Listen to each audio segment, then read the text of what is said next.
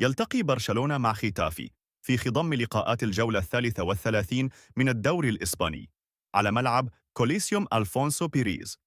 تنطلق المباراة في تمام الساعة 1:03 بتوقيت المغرب والجزائر، 5:15 بتوقيت القاهرة والسعودية. تذاع المباراة عبر قناة بي إن سبورتس 1 بتعليق حفيظ دراغي.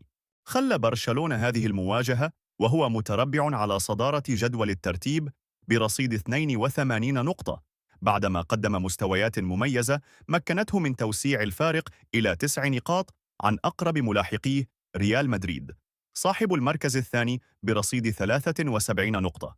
في المقابل يخوض ختاف المباراة وهو يحتل المركز السادس برصيد 44 نقطة، ويطمح إلى استغلال عاملي الأرض والجمهور للخروج بنتيجة إيجابية أمام المتصدر، في ظل سعيه لمواصلة المنافسة على المراكز المؤهلة للمسابقات الأوروبية.